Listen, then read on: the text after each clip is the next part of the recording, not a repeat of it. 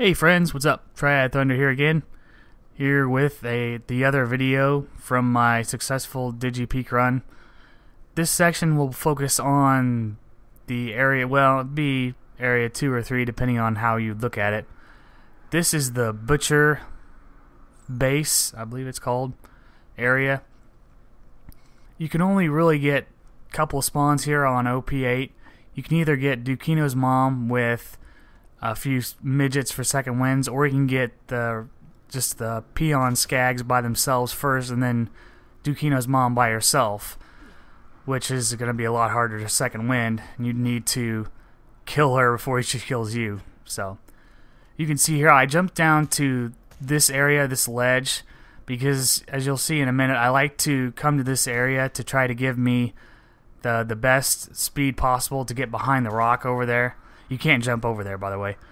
But what I will usually try to do is to get behind that rock there.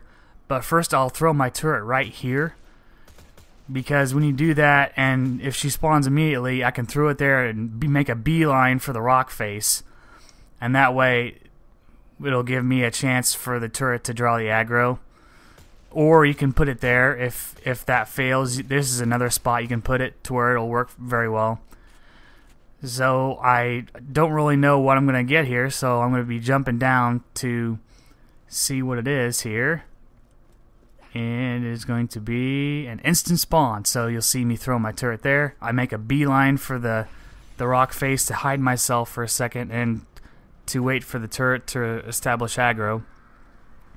And then I will put on my Grenadier comm along with an explosive damage relic and one of the most powerful grenades for Axton, the Meteor Shower.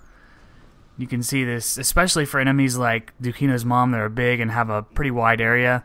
It really does some nice damage.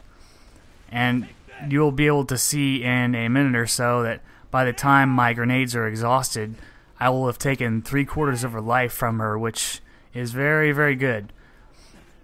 It also harkens back to the video I made, first video I made, where I said that sometimes just grenades and your turret can do a lot of damage, and this is one of those times. So having your health being taken down 75% without even shooting a gun is pretty nice. And considering this gauntlet from this area until after the assassins is a pretty long area without even an ammo vending machine, any ammo that you can save or preserve is going to help you out in the long run. And as you can see, I switched to my soldier comm and a sword explosion, which I love using the sword explosion. It's awesome because it gets the buffs, the grenade damage buffs from Battlefront and Steady and Do or Die. It allows it to essentially double dip, if you want to call it that. I really got a good session with her today. She wasn't really spitting the shock balls like she normally does, and it went very well. So I can't complain.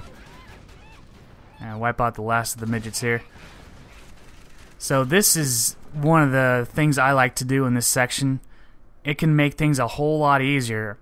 And even if you just whittle down half of her health, that's half of her health you won't have to deal with if you do it right.